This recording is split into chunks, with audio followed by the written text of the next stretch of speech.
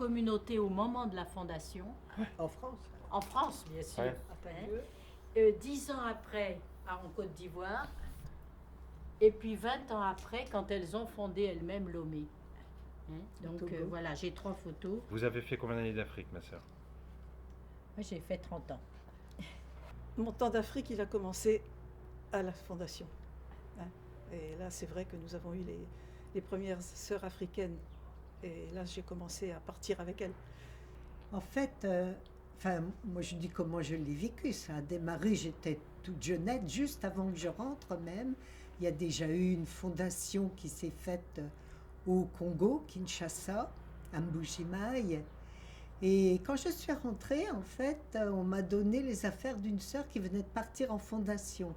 Donc, ça m'a impressionnée quelque part. Hein. Bon, et j'ai grandi dans le monastère avec cette idée que nous enfantions en Afrique, puisqu'il y avait pas mal de passages de sœurs et des alliés venus, des liens. Donc c'était une partie de nous-mêmes qui se continuait un petit peu plus loin. Alors pour vous, ça a été vécu dans la chair pendant 30 Oui, ans. Donc, mais pas au départ de la fondation. C'est-à-dire que la fondation s'est faite avec deux Françaises et 2 Congolaises à l'époque, enfin zaïroises à l'époque. Au départ prévu pour le Zaïre, et puis les événements politiques ont fait qu'il a fallu trouver un autre lieu. C'est pour ça qu'on a été en Côte d'Ivoire, qu'on a choisi. Bon. Moi-même, je n'ai pas été au départ, mais 3 ans après, il a fallu qu'une Française revienne se reposer. C'était quand même très fatigant.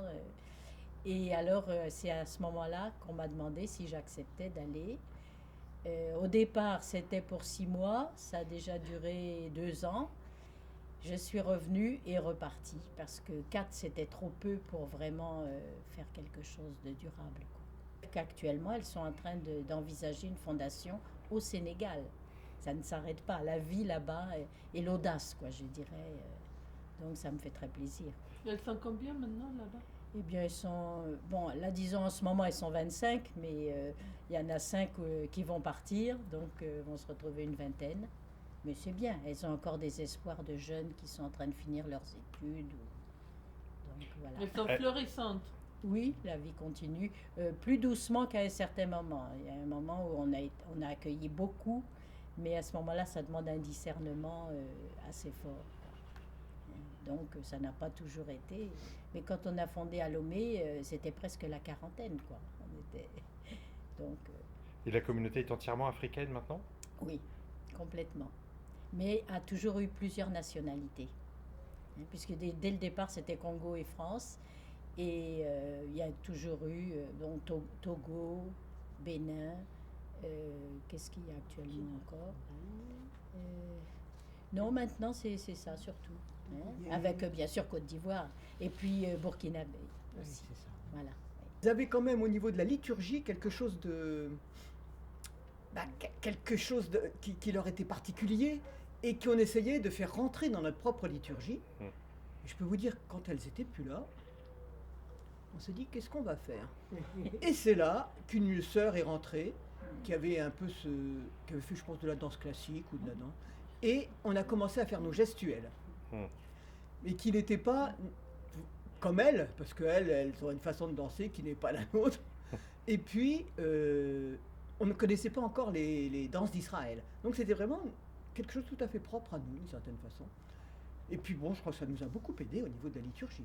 À partir d'un manque pour nous. Ouais.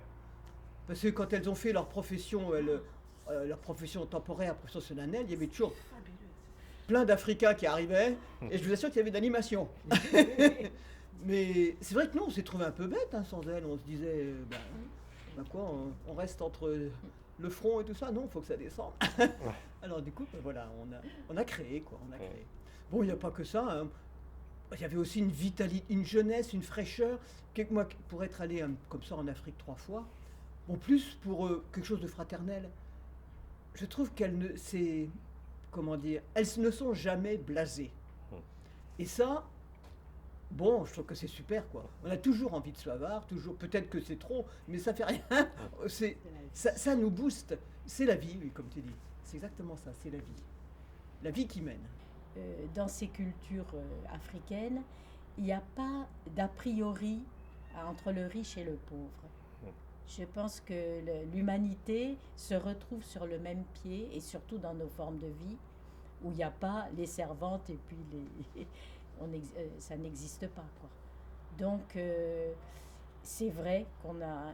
Mais alors, il y a le partage. Je pense que ce qu'on a, on essaye aussi de le partager. C'est très important. Autrement, effectivement, en plus, Abidjan est dans un quartier hyper pauvre et un quartier d'immigration. Donc, des gens bon, quand il y a une tempête, le toit s'en va. Quand il y a l'eau en abondance, il y a eu même un enfant ou l'autre noyé, tellement l'eau monte dans des petits baraquements, quoi. Donc, effectivement, je crois que le monastère a son lieu comme lieu de prière, parce que les gens sont très forts, enfin très attirés par la prière, voient que si nous nous aimons, il y a quelque chose d'intéressant pour eux. Alors ça, le monastère est toujours ouvert, et puis essaye de partager tout ce qu'il peut partager. Voilà, cette invitation pour accueillir non seulement les réalités qu'elles vivent, mais aussi tout ce qu'elles ont à nous partager, en particulier cette façon de rebondir face à la souffrance, c'est incroyable, tous les deuils. Il y a eu toute la période du sida, c'était affreux, des villages entiers disparaissaient.